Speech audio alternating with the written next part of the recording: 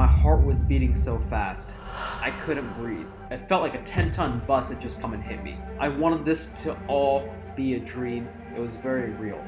I had to face what was going on.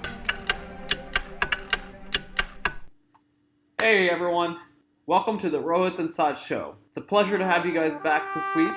Today I want to talk about something a lot more serious than what we usually talk about on the channel. What I did to match anesthesiology, the obstacles I face, successes that I had. Without further ado, let's get started. So, I was born in South India. I'm kidding, we're not going to go that far back. Okay. I've known that I wanted to do anesthesiology ever since 11th grade. Through med school, through undergrad, through everything. I knew that I wanted to do anesthesiology for my career, and I found anesthesiology to be my passion. I go into med school knowing that I want to be an anesthesiologist. I work hard all the years that I'm there, and each and every class that I study, I know what my end goal is. One day at 9 a.m., you get a life-changing email. And when you open that letter, it can say either two things. It can either say you matched, or it says you have not matched, unfortunately you have to soap.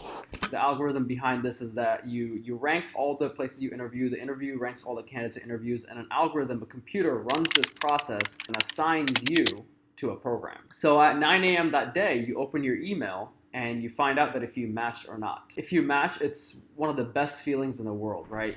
All the years that you spent in med school, all the stress, the sleepless nights, the tough tests, and sometimes the brutal hours that you work for basically free has come to fruition. When you found out you match, it's one of the most exciting times of your life. You've envisioned this process, you've envisioned the specialty you wanted to go to. The dream is becoming a reality.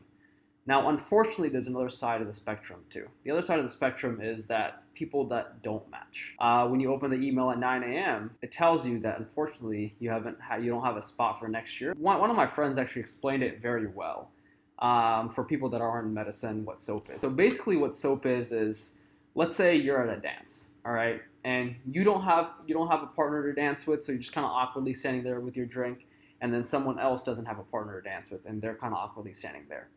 So what happens is that you guys look at each other and be like, hey, both of us don't have a partner. Do you just want to pair up?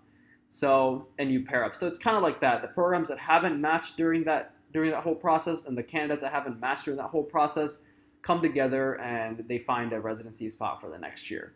And it kind of sucks for both people because the program might not know the candidate at all. And for the candidates, it's the fact that this might not even be the specialty that they want to do. This might be so far from home, so far from what you've actually dreamed of.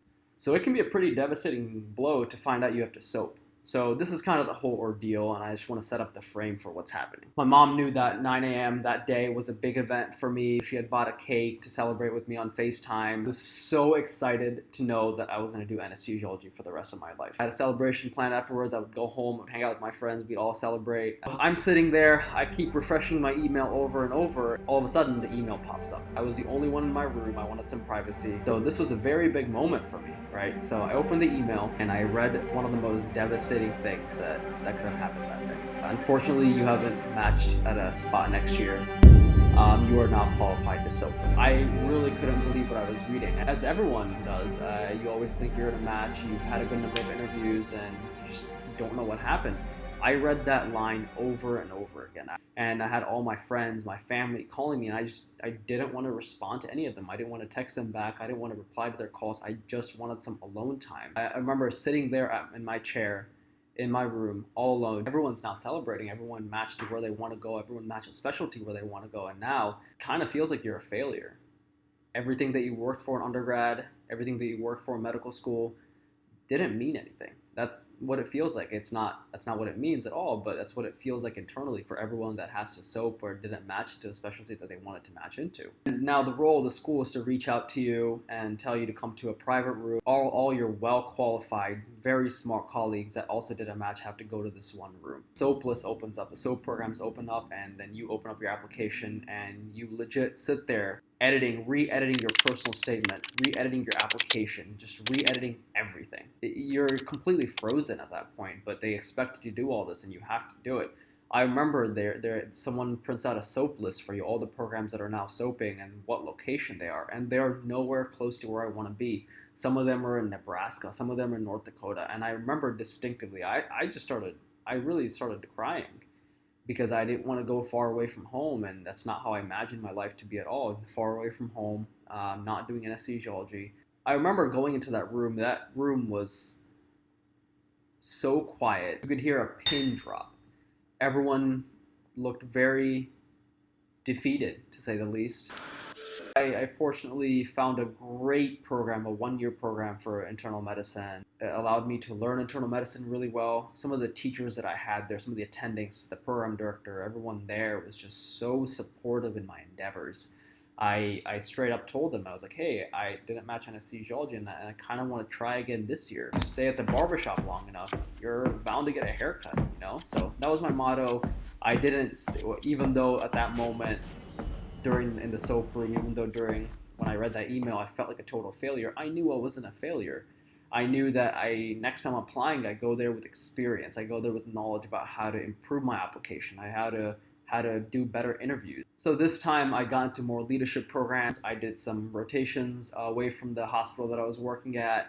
I got some good letters of recommendation. I worked hard. I knew I had to work hard to even have a slight possibility of matching to anesthesiology the next year.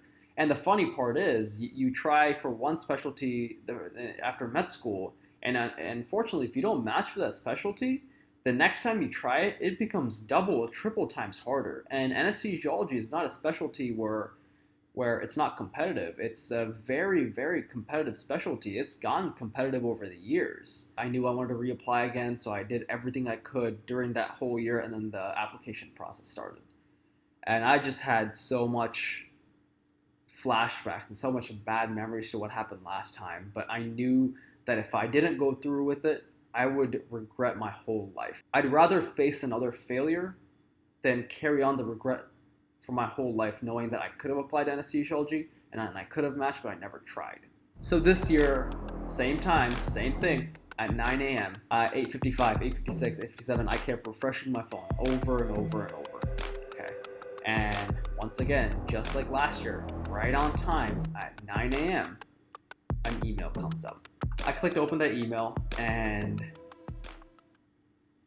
it was very different. It read very differently than what it did last year. Last year it said I didn't match. This year it said, congratulations, you have matched. I'm getting goosebumps right now saying that. It's been over a week since I found out I matched. I remember at that time, everything just slowed down. My heart rate slowed down, my breathing slowed down, it became more calm, and I felt like I was on cloud 9. I remember we were talking about a patient, I started to tear up, and everyone in the room was like, are you okay, Rohit? And I was like, yeah, I just found out I matched anesthesiology. After 9 years, I found out that I didn't go into a specialty that I wanted to, and then I tried again, and now I matched into my number one choice. It's partly because I matched into something that I really want to do, but it's also because I didn't match last year, and matching this year was just such a reward. It's a reward for my work ethic. It was a reward for my dream. I told my mind and body that you should never give up on whatever you dream of doing. Eventually, you'll accomplish what you need to accomplish. But I remember that whole week I was just so ecstatic, just so happy. I told all my mentors, my program director, every single person that helped me out through this process, I went and shook their hand, gave them a hug, and I told every single person. But one thing I really learned from this whole process is that no matter how tough life gets, you can always get past it. With enough dreaming, with enough hard work, with enough persistence, everything in this world is achievable. So I'll actually be starting here soon, anesthesiology. I'll keep you guys updated. Our channel actually just hit 100 subscribers. Actually crossed 100 subscribers, and me and Syed are so ecstatic that we have so much support from you guys. People watch our videos. Most of our videos hit triple digits. Please, please, please let us know how to improve this video. This video is not meant for us. This video is not meant for anyone else. Videos are meant for you guys. This is for entertainment purposes. This is more for educational purposes. So please let us know how to improve these videos. If you guys are comfortable, let me know what failures you guys have had in the comments. Let me know how you guys have overcome them. And let's build this community. Let's build this family where none of us here are scared to not succeed the first time. Everyone here is supportive of each other. I want to create this community of YouTubers, the people that watch our channel, that aren't scared to fail, that aren't scared to say, I didn't make it the first time, but are brave enough to keep continuing onwards to what you need to do, are brave enough to be resilient. And the more viewers we get, the more subscribers we get, the bigger the community becomes. I think this kind of idea really needs to be made aware to other people that are so scared to even try anything just because they're not good at it. So please get this video out there. Please hit the subscribe button, the like button, give us a comment. It really means a lot to us. The YouTube algorithm will promote these videos to people that really need to hear them, and I want to be your guys' #1 cheerleader to continue to do what you do, to continue to pursue your dreams and passion. That's all I have to say. Thank you guys for listening to the story. My name is Rohit, and I'm signing off.